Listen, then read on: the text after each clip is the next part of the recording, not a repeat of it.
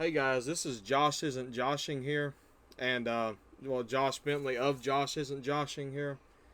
But I'm just gonna give you some quick thoughts on the Alabama football team this year. I made it no secret in my first video that I am an Alabama fan. Um, and yeah, I mean, if you're an Alabama fan and you can't handle the harsh truth, then this might not be the video for you to watch. But I'm gonna start with our quarterback situation. Jalen Milroe is by far the best quarterback we have, and he's not a great quarterback by any means. But Tommy Reese, our offensive coordinator, hasn't exactly been helping him out. You're trying to turn him into a drop back passer instead of giving him RPOs, bootlegs, and design quarterback runs. That would really open this offense up a lot if you gave him some of that. But no, instead you want him to be a drop back passer. Drop back and in the pocket and sit in the pocket behind a terrible offensive line, by the way. Seth McLaughlin, you've been here. You're what, a 6th-year senior, and you still can't snap the ball. Um, Tyler Booker, you talk about, which I know you didn't play in the South Florida game, but you talk about we're pissed and you don't even play in the game. And even before that, you weren't very good. Caden Proctor, you're only a freshman. You're going to be a really good left tackle, I believe, but we're giving you no help whatsoever on the left side. J.C. Latham on the right side, you haven't been great. Darian Dalcourt, you're probably the weak part of the offensive line, and Terrence Ferguson, I would say, outplayed you, but not by much. In the time he's played, so overall, the offensive line, the receivers haven't been bad this year. We're not getting a lot of drops like we did last year, but do we honestly have a receiver that really scares a defense right now? I wouldn't say we do.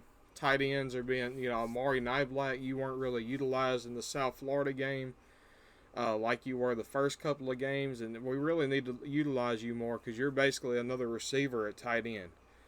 Jumping over to defense. Defense wasn't bad in the South Florida or the Middle Tennessee State game, but those are South Florida and Middle Tennessee State. Defense should look good in those games, and even then we still gave up some plays in those games, so mainly quarterback scrambles.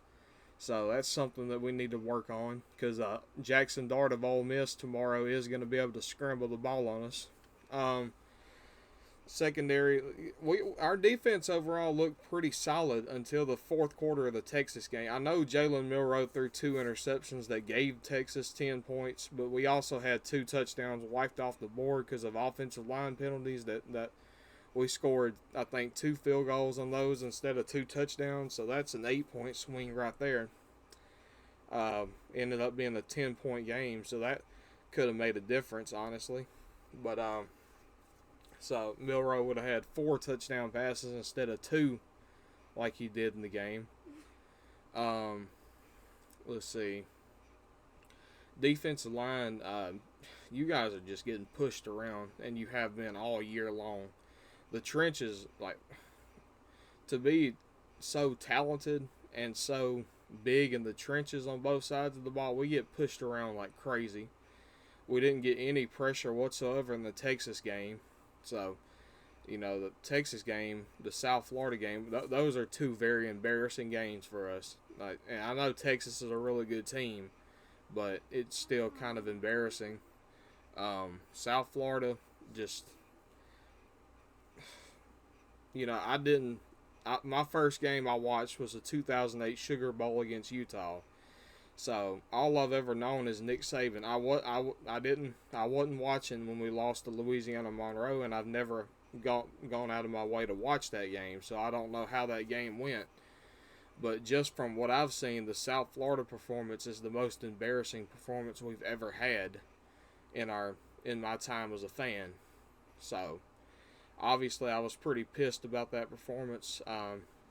Now I finally was able to laugh at Tennessee. Obviously Tennessee lost to a bad Florida team, but it took me a few days to even laugh at Tennessee, so which is unusual for me because I usually have no problem laughing at Tennessee since Tennessee's my least favorite team. But this isn't a Tennessee hate video. I might make one of those later on. Hopefully, if they lose to UTSA this week, then I can make a Tennessee hate video. But my thoughts on the upcoming Ole Miss game. Ole Miss is a very dynamic offense, and their defenses appear to get better too. So we're gonna have. In all honesty, we've got to use Jalen Milroe the right way. Like I said, RPOs, bootlegs, design quarterback runs. We've got to do stuff to make him comfortable in this game, because it was obvious he didn't look very comfortable in the Texas game. So you've got to do the stuff to make him comfortable, because he's obviously our best chance at winning. From what I saw out of Tyler Buchner definitely isn't it at all. And Ty Simpson just isn't ready, especially with our offensive line. He doesn't really have a ton of pocket awareness, because even with as bad as our offensive line is, there was a couple of plays where he held on to the ball too long and didn't escape the pocket, which he has the capability of doing, because he was, I believe, the number 2 rated dual threat quarterback in his class. So he just lacks the pocket awareness, and he's just not ready. So Jalen Milroe gives us our best chance to win. But right now, if I had to pick the game, I would pick Ole Miss to win by a score of 38-24. And I've never picked against Alabama before, but that's just the harsh truth right now. So until they go out in the field and prove it to me, I just don't believe in this team. But anyways, that was just my quick thoughts on the Alabama football team so far this year. So let me know your thoughts in the comments below. And with that being said, I'm out. Peace out, everybody.